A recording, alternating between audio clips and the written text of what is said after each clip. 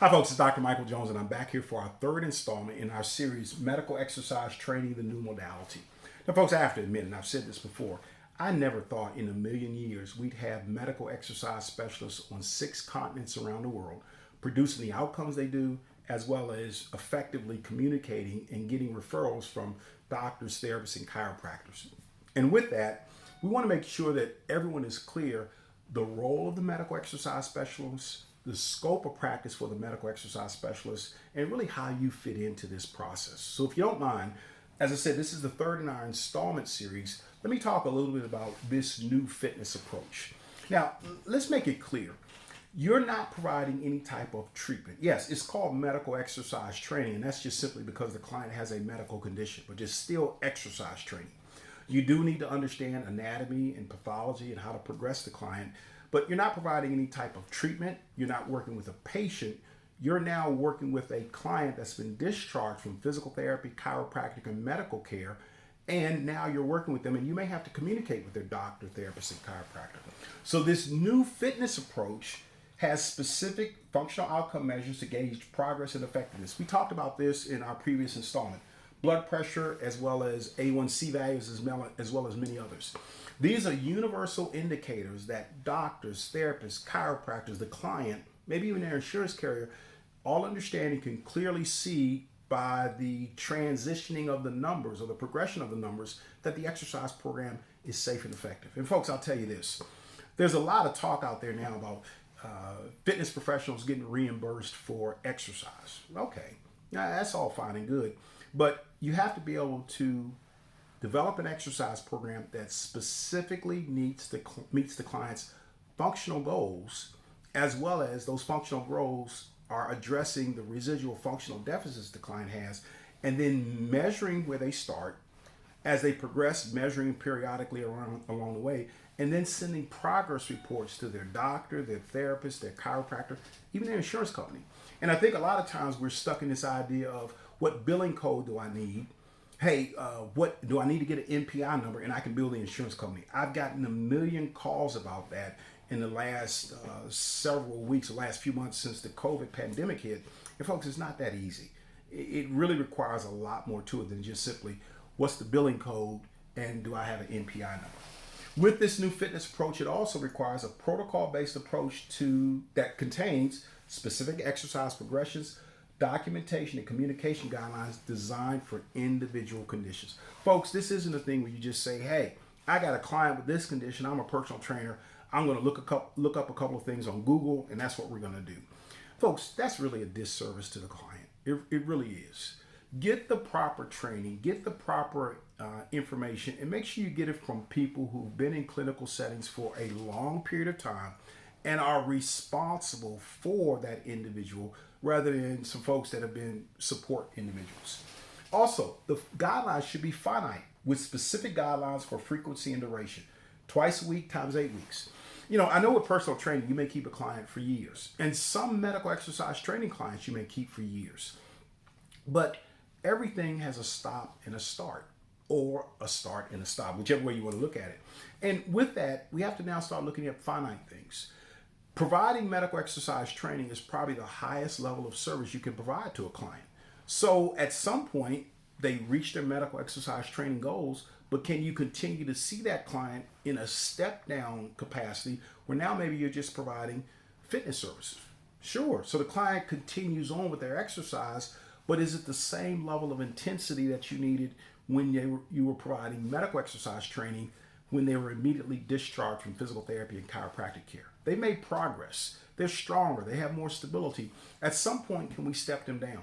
So I think this idea of specifics with regard to the finite guidelines becomes important because at some point, most clients are going to graduate from medical exercise training, but they still need your skill as a fitness professional. That's where medical exercise training fits in. Not everyone needs physical therapy or occupational therapy or chiropractic care forever. At some point, the client needs to graduate and move on. Same thing holds true in medical exercise training. And we also need to engage clients in home exercise and lifestyle education. Yeah, you see the client once, twice, 3 times a week.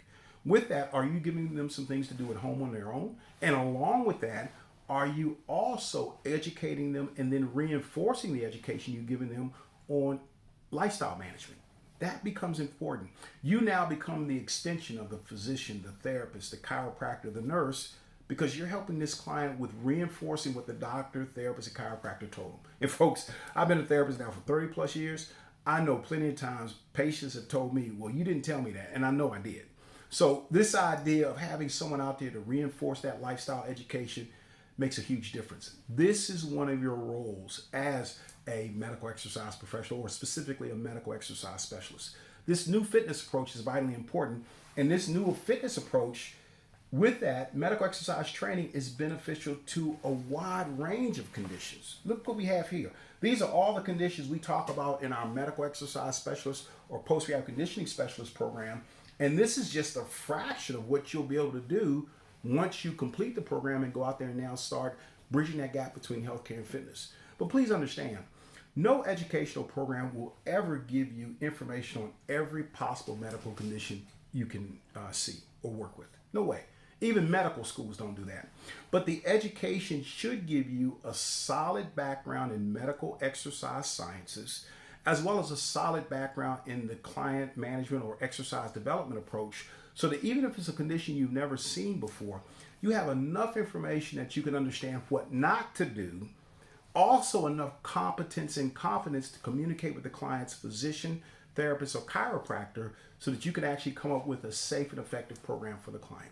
The bottom line on all of this stuff, folks, is understand your scope of practice and your role and get competent education that will make you confident in communicating with doctors, therapists, and chiropractors and managing these medical conditions with exercise.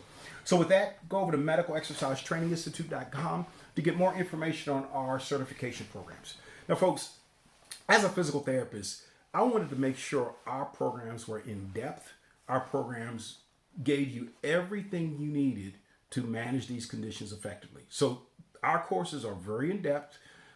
They are challenging courses. Our NES program has some 44 hours of video in it with quizzes and a final exam. But the one thing I think our students can say is when they're done, they have a thorough understanding of how to manage medical conditions with exercise. And it's not just simply read a book and take an exam.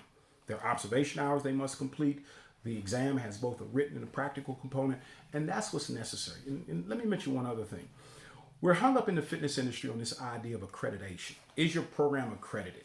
Okay, the accreditation process in the fitness industry, I'll tell you, is something of, it's questionable at best. It looks at the examination process and it doesn't look specifically at the content of the exam, nor does it look at specifically the scope of practice and the role of the individual taking the exam. That should be reflected on the examination, not just simply how you administer the exam. So I'll tell you, at this point, we are not going to go through this accreditation process because we feel like it is not sufficient enough.